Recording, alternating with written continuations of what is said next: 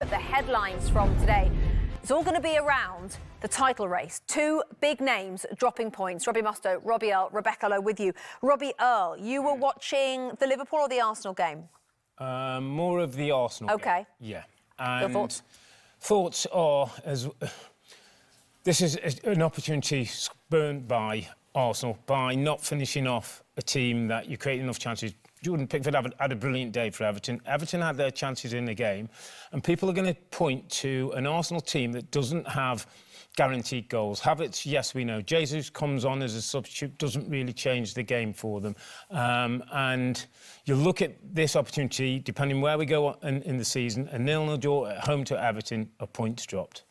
Robbie, you were taking a little bit more of the Liverpool game in. Yeah, there was a lot of refereeing decisions. We'll look at in the highlights, key moments. But to be fair to Liverpool, kept going, Anfield behind them, couldn't just find a way. Diogo Jota being back is huge for them, takes his goal beautifully well in the second half there. But it's amazing, isn't it? It's amazing. They've dropped points now, and Arsenal, 1 goal in 2 games for Arsenal. Goals the problem for them. But it's sort of starting to...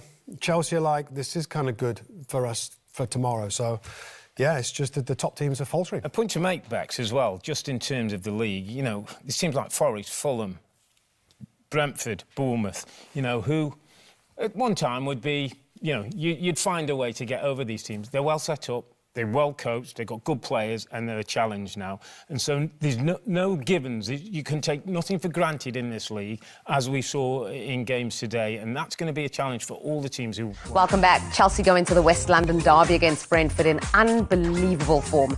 They've won their last 6 matches in a row, haven't been beaten since October, and their star man is panenkaing penalties. Manager Enzo Maresca has been discussing their title chances and Cole Palmer being just a chill guy.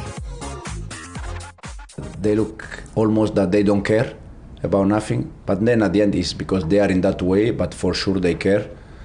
And probably being in that way give them more, I don't know, freedom or relax. And you can see Cole exactly in the same way. I said he was exactly in this way 4 years ago, 5 years ago, and he's still the same. Jadon, since we started, is doing well. Probably he was lacking of finish because we had many games where he was, you know, I remember Nottingham, many different games where he arrived many times 1v1, and he's always looking for assist. That is something good. But sometimes also you are in a position where you can take shot, and now he's doing better. The only way to improve me and to improve the players is just focus on what we can do better. In terms of training session, improve players and improve the team. Taking a few managers and all that, and they also had a few players out. I think it seems now it's more balanced squad. So well done for everyone who's been involved there. Maresca have done a top job so far with his coaching staff, and they look extremely dangerous. They look extremely dangerous, says Thomas Frank. On a slot today was talking about Chelsea, saying they were the only team that Liverpool faced where he thought they were the better side. As much as Enzo Maresca doesn't want to admit it, as much as he's trying to keep it out of the public eye, his team are in this title race, very much so.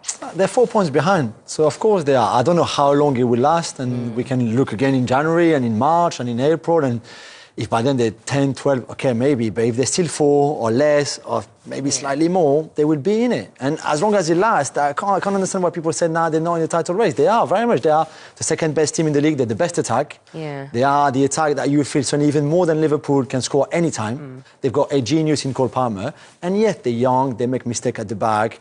I think the expected against in the last 5 or 6 games is higher than how many goals they actually conceded, really. So there's still a lot of work to be done more defensively, but of course they're there. I think the thing that's scary is that whereas Cole Palmer used to run the show and they could be accused of being a one-man team, everyone else has stepped up under Maresca. You've got Jadon Sancho scoring in back-to-back Premier League games for the first time. You have Fernandes, who's suddenly adding as well. They've got a lethal-looking bench. Yep. And he has the option of playing a different team in Europe in midweek, where others are, you know, dealing with the fixture schedule. He can play different teams. He can. There was a lot about that in the summer, of course, when they had so many players. I think that's probably the part of the job which I think has been most impressive, is that he's managed to filter through those players and find the ones he does want within the first team environment. They are very young, but at the same time, you know, they're living on that high of this momentum, and that's what his job is as the manager, is to keep them on that high. And when maybe one or two drop off, he knows he's got the depth to say, don't worry, you know, we can change it. It's still fresh. I can use players, even, you know, the likes of, I think Mudryk was probably a player that you weren't sure how much longer he potentially was going to be there if he wasn't going to start contributing in the goals and the assists. I feel like he's felt like a different player in the last couple of months. Madueke, Jackson, Neto. They've just so many good players that just, exactly, and they've got that nice stability, I think, in the midfield. He's mentioned before, I think, you know, Enzo was struggling, but he mentioned about the fitness. That, I think, spurred him on, so now you've got competition in the midfield. It feels a very healthy place at the moment. Yeah, and I think mentally as well, against Spurs, even at 2-0 down, yes, we can say what we want to about Spurs and the way they played and should have managed the game. We'll talk about them later. Yeah. But to come back and to win this game, ultra impressive. Yeah, absolutely. They never panicked, really. And again, we knew that Spurs being so attacking all the time would play into Chelsea's hands as well. But we can't underestimate how difficult it is in the Premier League to be 2-0 down away from home after 15 minutes and go and win the game 4-2. This is how good they are. I agree with you on the sense that last season, and Pochettino said it himself, which was really stupid, but he said this is Cole Palmer's team. Nobody is ever a one-player team. This is not possible, not at this level. But now it's far more structured, and I did wonder at the start of the season if Cole Palmer would be as effective in a much more structured team than when you just give him the ball and go and do your magic like he did last season. And it's probably even better because there's more options around him, there's a better structure, tactically they know what they do. And Caicedo was saying that last season it was all about running with Pochettino, and Pochettino was a terrible, really, season. But this season, it was a lot about tactic, a lot about patterns of play, a lot about understanding each other, habits, etc. And Maresca for that was so good. Everything basically that Pochettino wasn't last season. Yeah, I think what's also really, really impressive is the number of players who are contributing goals. They are the top scorers in the league at the moment. And when there are multiple outlets for goals, it's always going to be a danger because, as we saw, even at 2-0 down against a rival London team, they're not out of it. No, not at all. But I think that also, I think, is one of the benefits of having youthful players. You find they have that little edge about them, that confidence, and it's that competitive environment in training, and that then can lead into the games. And you sort of you keep building on that momentum. I think it becomes something that then becomes even more difficult to stop. And I think that's why they're in the position they're in. I think you probably hope that he's prepared for the moment when perhaps they don't play well. Inevitably that will happen. Inevitably there will become that game when they don't get the result.